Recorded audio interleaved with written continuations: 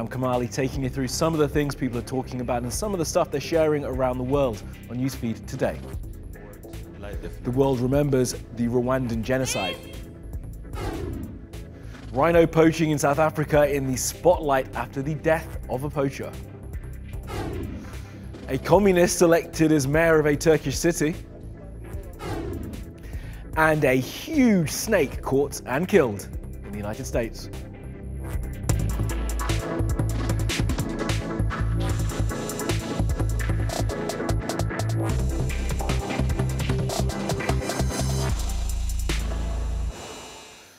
And at the top of our newsfeed, Rwanda. It's 25 years since the genocide which left 800,000 people dead there in just 100 days. 100 days as the world looked on, unable or unwilling to stop it.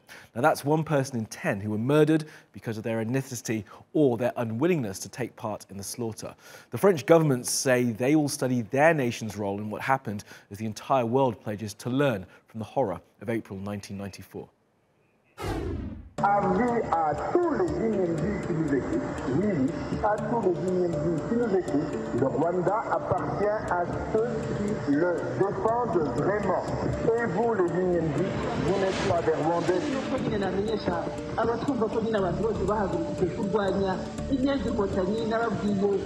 What you're hearing over here is the radio that Rwandans will hear on a daily basis.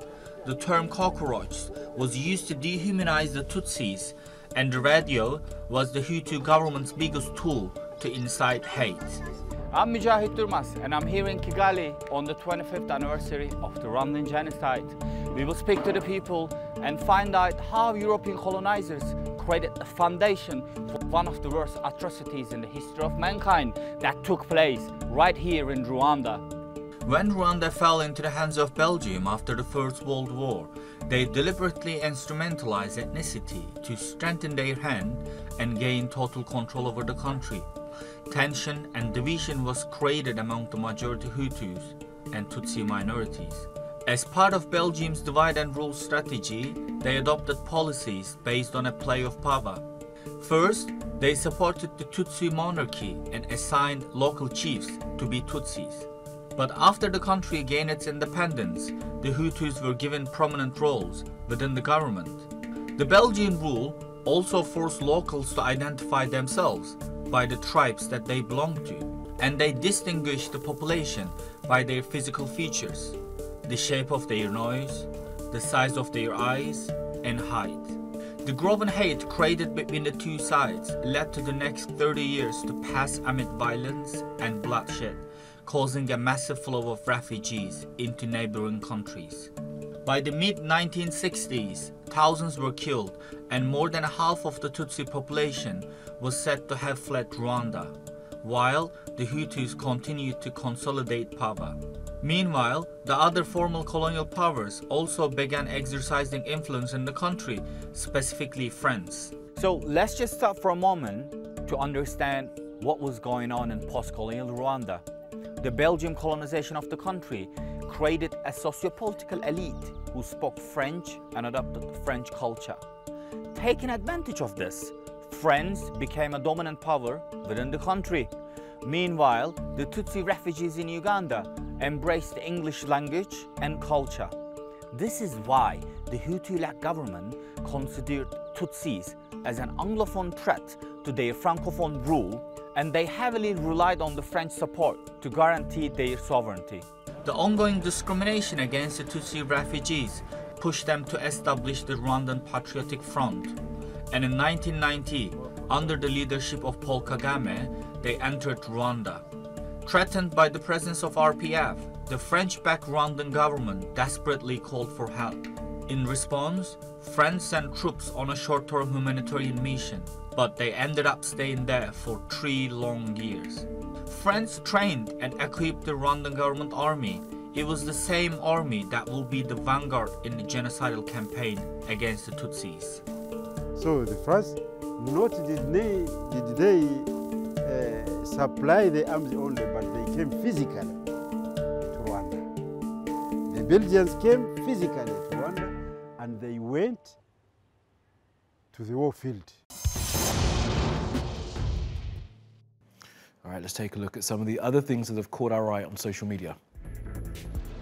The Pyongyang Marathon was held this weekend, and apparently there was a huge increase in the number of tourists taking part. Now, these are some of the thousands who ran, including 950 foreigners, and one of them was TRT World's own Alijan Ayanlar, who posted these to his Facebook. He says he's doing well.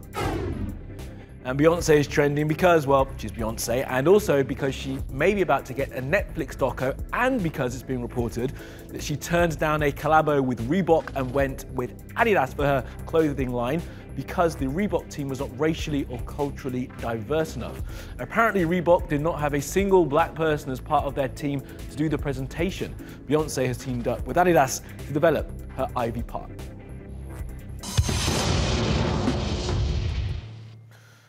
Now, the grisly death of a poacher in South Africa was a spark for loads of social media chatter over the weekend. But what happened in Kruger National Park is only a small part of a much bigger problem.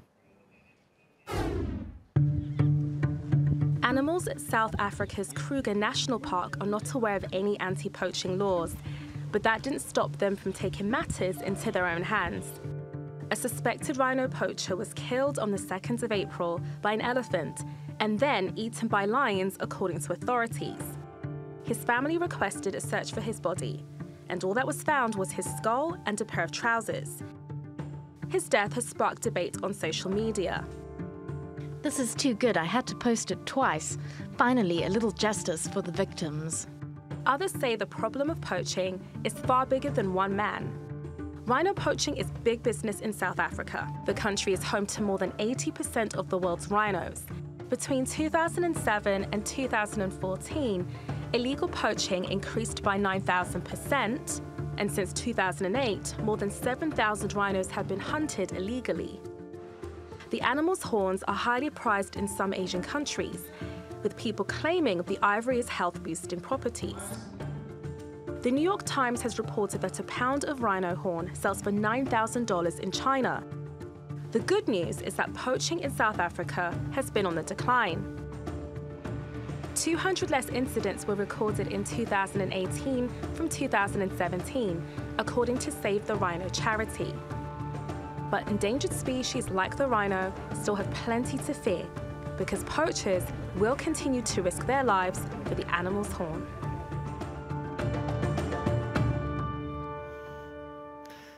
Now, hundreds of millions of Indians are going to be voting in elections soon, and the danger of fake news being spread through social media is real and present.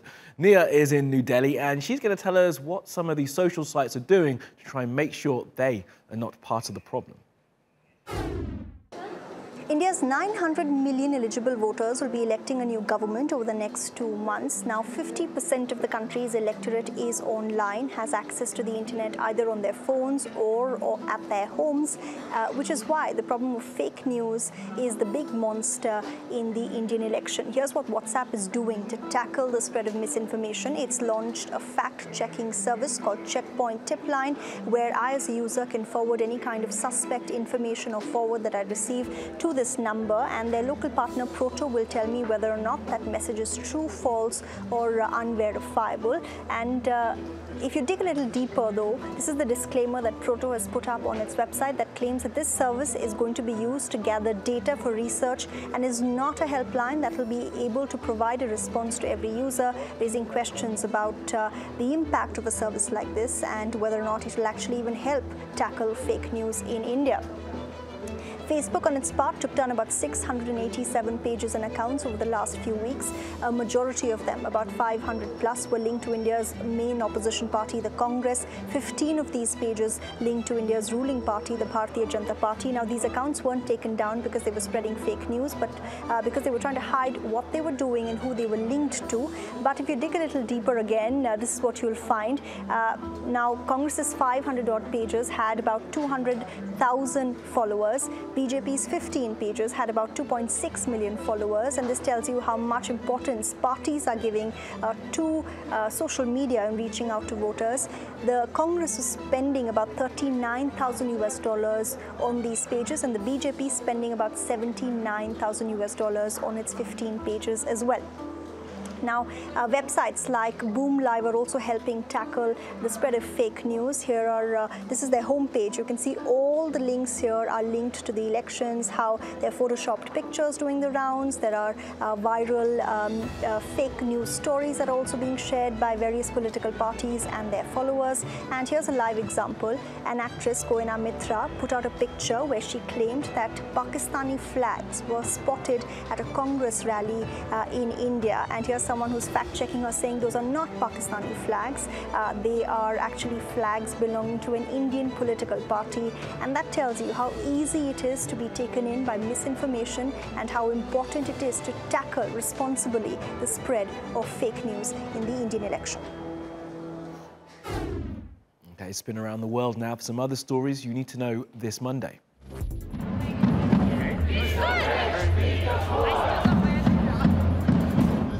Some people in Toronto in Canada have been ruining the dinner of other people in Toronto in Canada by banging drums, chanting slogans and generally making the people eating feel very guilty. Now, the Dinner with a View pop-up is in a location that's a mile away from a site that used to be used as a camp for the homeless. The homeless camp was destroyed by the city, and now these expensive dome things have been set up so people can eat expensive food. People chanted things like "Homes, not domes" and "Evict the rich." Homelessness in major cities like Toronto is a growing problem as free market capitalism increases the gap between the richest and poorest in societies around the world. A 15-year-old Italian has gone viral for confronting a fascist in Rome. The fascist was speaking in a neighborhood where 70 people from the Roma community were due to be temporarily housed. Now, racial tension stirred up by people like the fascist had led to protests against the Roma being there. The 15-year-old, who was reportedly called Simone, stood up for the most vulnerable in Italian society against the divisive politics of the fascist, who is from the Casa Pound party. Burmese python hybrid snakes are becoming a real problem in the Florida Everglades, and a record-breaking one has just been caught and killed. It was 17 foot long and was carrying 73 eggs. As you can see, it takes 4 human adults to hold it up. Now, Burmese pythons are native to Asia, but began to be spotted in Florida in the 80s. It's thought that people began releasing their pets. Then, Hurricane Andrew destroyed some exotic animal facilities in 1992. The snake has flourished, causing huge damage to the ecosystem. Rabbits, raccoons, and foxes have all been wiped out in the Everglades because of these massive snakes.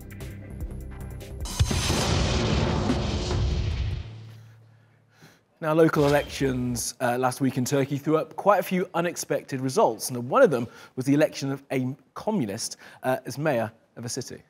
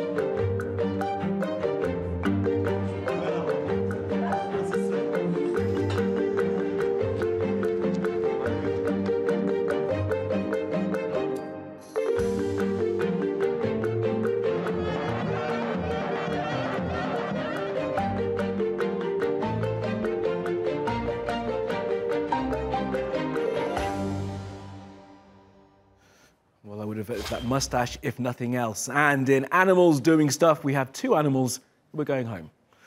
These giant pandas were loaned to San Diego Zoo in the US by the Chinese state in the 90s, and now they're returning to their homeland. Bai Yun is pretty famous, apparently. She's 27 and was the first panda loaned out by China in 1996, the first of the giant panda conservation program. She'll be going back with her 6-year-old son called Xiao Lu, which means little gift.